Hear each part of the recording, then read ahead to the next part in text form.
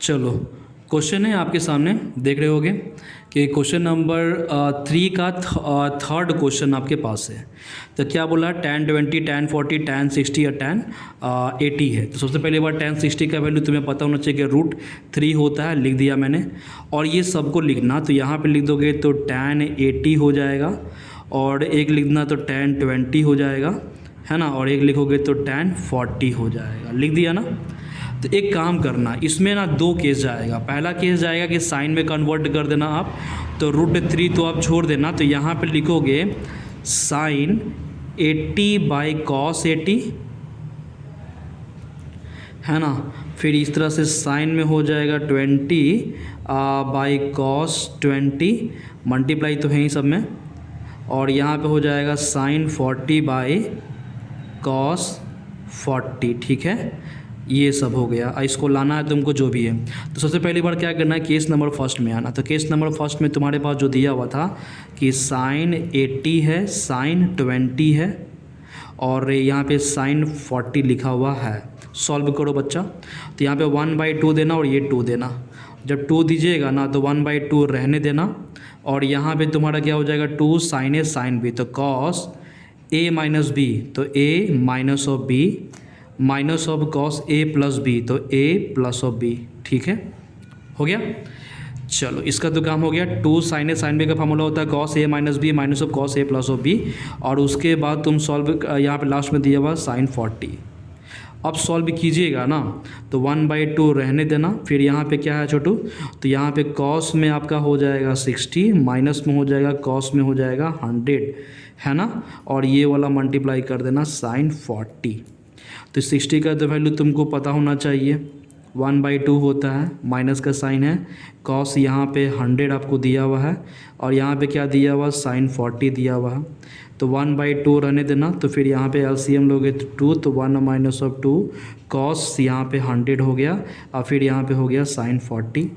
मतलब 1 इसको इससे मल्टीप्लाई तो 4 हो जाएगा छोटू। अब ये वाला ऊपर वाला इससे मल्टीप्लाई करोगे तो साइन में हो जाएगा 40, माइनस ऑफ 2 है, कॉस यहाँ पे 100 है, और यहाँ पे साइन आपको दिया हुआ 40 है। आगे और सॉल्व करोगे तो 1/4 रहने देना अभी, और यहाँ पे साइन 40 है तो साइन 40 भी तुम रहने देना, और माइनस का साइन है, इसको सॉल्व करोगे तो ब्रैकेट में ही लिखना, है ना। तो यहाँ पे बिग ब्रैकेट करते हैं, तो यहाँ पे क्या हो जाएगा, 2 कॉस ए साइन बी, तो हो जाएगा साइन ए प्लस बी, तो sine A plus B minus of sine A minus of B हो जाएगा, तो ए माइनस ऑफ बी हो गया। क्लियर ना। चलो, सॉल्व करोगे छोटू, तो यहाँ पे 1/4 रहने देना, तो मिडिल ब्रैकेट तो लिख दिया मैं, तो साइन 40 ही लिखना तुम, है ना। अब माइनस प्लस तो माइनस हो जाएगा, तो साइन हो जाएगा 140, और ये क्या हो जाएगा, माइनस में है तो माइनस और माइनस प्लस हो जाएगा, तो साइन तुम्हारा निकल जाएगा 60।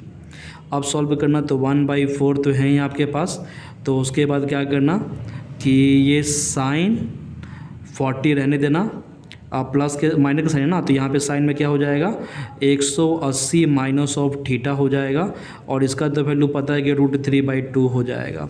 तो 1/4 है आपके पास, इसका वैल्यू तुम करोगे ना तो साइन 40 ही रहने देना, और माइनस का साइन है तो पता है तुमको कि sine 180 minus of theta second quadrant में जाएगा, तो ये पॉजिटिव होगा, लेकिन पहले से नेगेटिव था, तो यहाँ पे साइन 40 हो गया, अब प्लस √3/2 हो गया।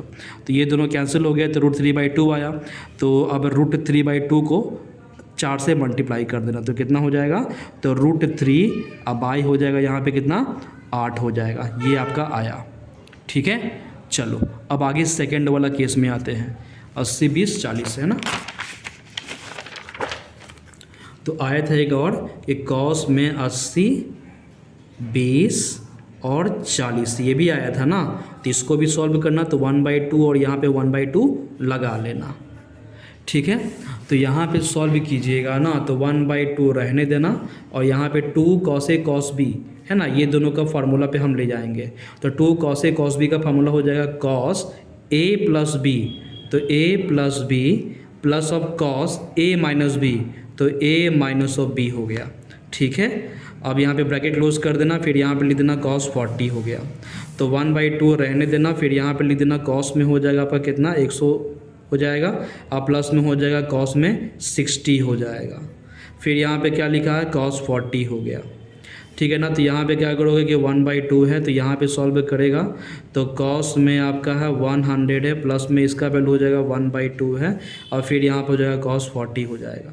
तो 1/2 रहने देना, तो फिर ये दोनों का एलसीएम तो 2 हो जाएगा, तो 2 cos 100 + 1 हो गया, और फिर यहाँ पे cos 40 के साथ है तो यानी कि 1/2 रखना, फिर इसको इससे मल्टीप्लाई करोगे तो 2 cos 100 और cos हो जाएगा 40, और प्लस में हो जाएगा cos में 40।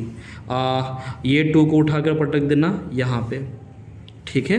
तो 1/4 हो गया, और ये क्या हो जाएगा बच्चा, तो 2 cos A cos B again आ गया, तो फार्मूला क्या हो जाएगा cos A + B, तो A + B plus of cos A minus of B, clear ना।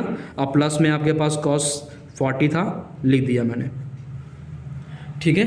अब सॉल्व करना बच्चा, तो 1/4 रहेगा यहाँ आपके पास, तो यहाँ पे क्या हो जाएगा cos में हो जाएगा 140 हो जाएगा, और प्लस में ये तो पता है कि cos 60 होगा, cos 60 लिख दिया मैंने, प्लस में यहाँ पे cos 40 है तो 40 लिख ही देना।